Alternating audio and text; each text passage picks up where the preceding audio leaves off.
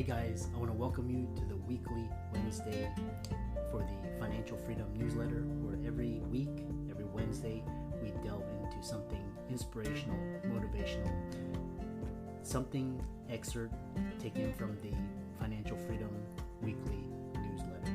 Wherever you are, if you're listening on Spotify, on iTunes, Google, be sure to click the like, subscribe, share, comment. And without ado, let's get into the show.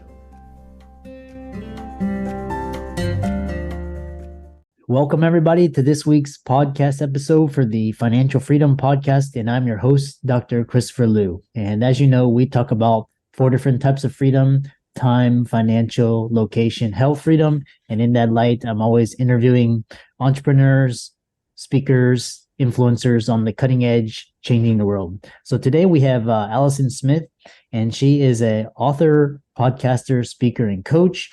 And she is very good at getting people unstuck. And today's talk is going to be all about patterns, looking for solutions, changing your perspectives, which is really interesting. So with that, I'll welcome Alison to the show and let her introduce herself. So welcome, Alison. Thank you for having me. It's a pleasure. Yeah, I know we had connected through Podmatch, which is kind of like a Airbnb matching service. Tell us about yourself, how you got started, and we'll go from there. I live in Scotland, and I, about 22 years ago, started the journey, I suppose, of self-development, personal development journey. Did a neuro-linguistic programming course, and the rest, they say, is history in terms of it changed my way of thinking, my perspective, and then it enabled me to help others to change theirs, really. And I suppose over that time, realized that I was very good at getting people unstuck. Yeah, what's interesting is, as I've talked to a lot of entrepreneurs about, getting unstuck, sometimes it's trauma, core beliefs, values. Tell us, you have a unique perspective. Tell us about that. Yeah, mine's when you've tried everything else. So I don't think you'd come to my sort of tools and techniques first, in as much that you'd more than often try, if you're quite a logical thinker, you might try some logical tools to get unstuck first, or you might try other, I suppose, health practitioners that you're more comfortable with. Where my tools come in is they're very good at bypassing logic. So what I discovered for myself and for clients is my brain's really good at not wanting to change. So it can get very fixed in, this is the situation, I'm stuck, and I'm stuck. And it doesn't matter what you tell me, I'm not going to change my mind about being stuck. And if you come up with a solution, my brain will go, oh, no. And it will sort of defend against all of those great ideas you're coming up with, and say, no, they're not right, because, I'm right. I've got all the data, I've got all the facts, and that supports me being stuck. And that is how my brain works. And so what I discovered and started using 22 years ago was metaphor.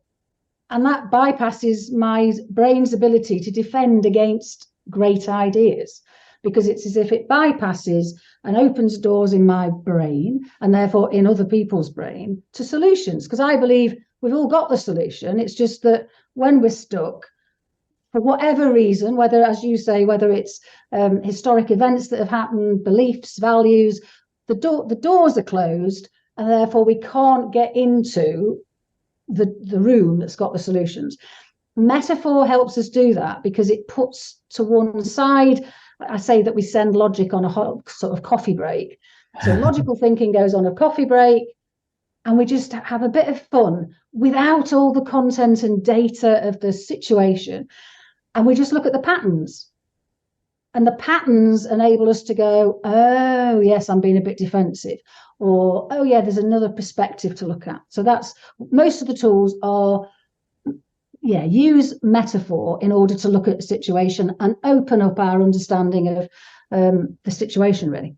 Yeah, I love that. And really, when you talk about like language and patterns, how you see things, it's quite interesting when you start being mindful and aware of like what your thoughts are and how you're perceiving things. Yeah, and I think that's where, I mean, to be fair, that's where the book came from. I've written a book, Can't See the Wood for the Trees, and it came from the fact that I started using nature as a metaphor for helping people solve problems. So you go out into nature and just notice the patterns, and people would go, oh, I'm on a path and I haven't got a path in that situation. And oh, I just need to follow the path or whatever.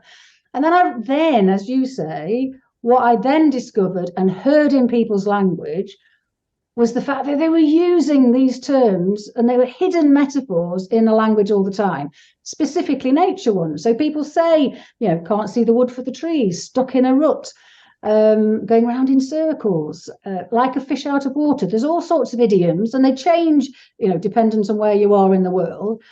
But the idioms make sense to us. And if we are mindful when we're stuck of the idiom we're using, I would contend, rather than it being a description of I'm stuck, so I can't see the wood for the trees, and it's an absolute positive statement, oh, hang on a minute, that's a metaphor. So if you were really in a wood and you couldn't see it for the trees, what would you do? And then you can come up with a whole list of solutions, get a map, follow a path out, climb a tree. So you come up with a list of solutions, and then it's like, oh, I said I was stuck and I couldn't see the wood for the trees, but I could get a map. Oh, I could follow a path out. Oh, and the solution that I find the funniest is quite often we can't see the wood for the trees because we keep planting more trees. And so sometimes it's about remembering that we're have our own responsibility for not making our life even more difficult by keep planting more trees and saying yes to things. Yeah, and tell us when you talk about tell us you talk about metaphor, language, nature, and then you have landscaping your life, which it's very interesting language when you talk about that. Yeah, it's interesting in as much that I've used that term to describe the using landscapes and metaphors for our lives for 22 years. Sometimes people think I'm a landscape gardener. But I think because I've used it and because I'm quite comfortable with it, over time it's becoming, so the company name is now Landscaping Your Life. The podcast is Landscaping Your Life. I'm always referring to that. It is all of the tools I've mentioned. It is about using landscapes. Sometimes it's about going out into nature and absolutely inviting nature we're inviting you to notice the patterns in nature to provide solutions. Sometimes it's just imagining nature in your mind or doing collages or drawing. So in workshops, sometimes if we don't go out, then people might just draw and therefore I suppose that's more to do with the landscaping. What does the current landscape look like? Draw it. What would the landscape that you'd like to move to look like? And then doing various different things to be able to enable you to move from one to the other. Yeah. When you talk about, because you reference NLP and it's really powerful, can you talk to us about using language to find solutions? I think for me, it's about noticing the language and also noticing the effect the language has on you as you say it. Because one person might use, so for instance, I had one client who was looking for answers and they couldn't find the answers. But as soon as they started looking for solutions, they saw so many. Now, the situation wasn't any different, but the language, the specificity of the word they were using changed and enabled that door to open for them to see solutions they couldn't see when they were saying, I'm looking for, answers. So I think it's about, and it'll be different. So one person will love the word answer, somebody else will like solution, somebody else will like options. So I think the problem you've got is that there's no one right, if we always use the word solution, everybody will get it.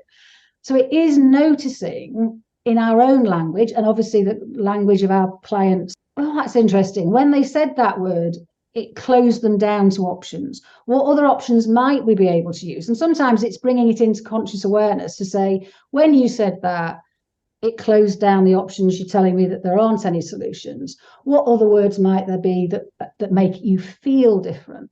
So I think it is that, as you say, that conscious awareness of language, the impact it's having on you or having on other people, that we use a word that we're comfortable with, so we don't get a feeling that it's incongruent.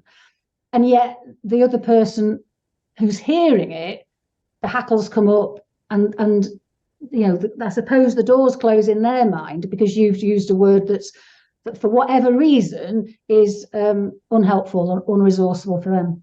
Yeah, I love that. And it sounds like talking to you, and you're using nature and landscape. So you talk about in that context where you're using helping people find perspective, how to see the wood for tree. Yeah. The interesting thing is that it is about, because not everybody's going to be able to relate to the seeing the wood for the trees. So that's why the book's got a number of different idioms, which of these relate. I think I come back to the can't see the wood for the trees the most, because that's the one that's the richest for me in solution. I suppose the challenge is that we all look at the patterns differently. So if you and I were to go for a walk in the wood, you might actually, if we were both to repeat back the walk we'd had in the wood, think that we'd been on a completely different walk, because we'd noticed different patterns, we'd noticed different things. And I think that's the same with solution finding, that, teams can go out into a wood together about the same issue and come back with different insight. But that's why I love it, because even now, 22 years later, you and I could go for a walk and you could be saying, can't see the wood for the trees, and you could find something in that wood that nobody has ever noticed or said, and therefore it adds to that. Oh, brilliant! Yet another solution from the wood that we can then apply to our lives. I love that. Now tell us more about. So you talk about this kind of like the beginnings of helping people get unstuck and putting down the stick that people are beating themselves. Sorry, I laugh only because that's not one of my.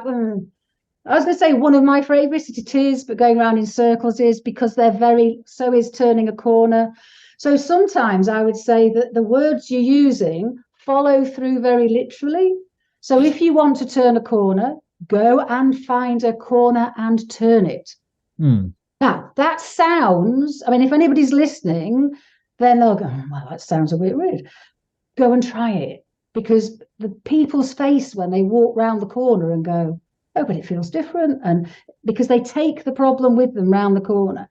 In the same way as if you've got clients, or if you yourself are beating yourself up with a stick, then there's a video blog on my Landscaping Your Life YouTube channel where I put the stick down. And so I go out into a wood, and I'm thinking I'm just going to pick up one stick, and I'm just going to embody putting the stick down. Anyway, it turned out to be about 3 or 4 sticks. There was little sticks, big sticks, and but it's just the fact that the brain gets to, I suppose, try it out, really. The fact that we're embodying putting the stick down, and then somehow the brain follows through on that commitment. Oh, you've put the physical stick down that you've metaphorically been beating yourself up with. How would it be if I actually... So I have got clients who still now will say, yeah, whenever I start to pick up the stick, I remember your video and I put it back down again. So, and it's even more powerful if you do it for yourself. So, if you've got clients, or if you are beating yourself up, then go out into nature, pick a stick up, pick a few sticks up. I think what surprised me when I did it for the video blog was, oh, there was a little stick and big, they were all different sizes and shapes. In the same way, and I think this is my favorite, is if you're going around in circles, get people to draw the circles. Anybody listening, if you can think of a situation that you feel like you're going around in circles with, put this on hold, go and get a piece of paper and a pen, put this on hold while you go and do that. Come back, and hopefully you'll have done that. And then I want you to draw the circle. And draw the circle, and I'm going to have to do it while I'm telling you, but it's that you draw the circle that represents the situation, and just notice what you notice about the shape, the size, the speed with which you're going in circles, and then change it. It might be sometimes that the difference is by going quicker, or going slower or changing the direction. Or I've had people do like break free of the circle. But all we're trying to do is disrupt our thinking that is stuck in that circling. And that somehow it might be that you need to pick up a different colour pen. It might be that you need to walk the circle. So I've done this quite often in woods where people walk the circle. But what happens is, by making lots of different changes, you are subtly able to shift your internal thinking about the situation. Yeah. Paths and destinations. What's next? I've written a poem on paths and destinations. Actually, that is what's next. So today I am writing the index for the next book. So that I've already got 2 books. So there's Can't See the Wood for the Trees, and then there's a Prescription for Wellbeing journal. And the 3rd book is Catching the Next Wave, which is short stories and poems to get you back on track.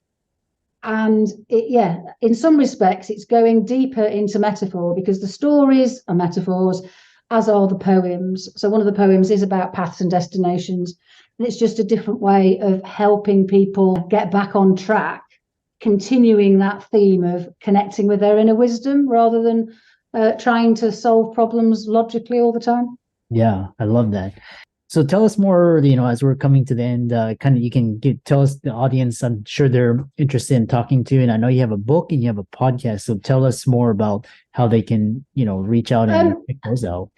There's lots of Alison Smiths in the world. So I would suggest that they search Landscaping Your Life, because if you search Landscaping Your Life, you'll find me, whether that's Landscaping Your Life on YouTube, Landscaping Your Life podcast, which is on all the various different podcast channels. Even Landscaping Your Life in Amazon will find the Can't See the Wood for the Trees book. So I think Landscaping Your Life in LinkedIn, Facebook. So I think that's the easiest way, because as I say, you'll be there forever trying to search Alison Smiths, but Landscaping Your Life, you'll find me. Yeah. And for all the listeners out there, let's think, Alison, the one key takeaway I love is this use of language and metaphors, and how you're talking about nature and woods and how to really get unstuck and fulfill your best potential. Be sure to check her out. She's on Facebook, LinkedIn, Instagram, Twitter, YouTube, as well as she's got a podcast and a book. And I love this idea of landscaping and how to change it. So, fantastic interview, and thanks so much for coming on to the podcast. Thanks for having me.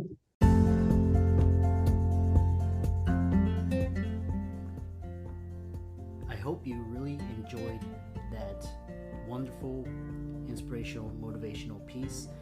Again, wherever you are listening, if you liked it, be sure to like, comment, share, subscribe. We're on everywhere: Spotify, iTunes, Google, Amazon, Audible. And without much ado, be sure to thank this show's sponsors, and we'll see you next week.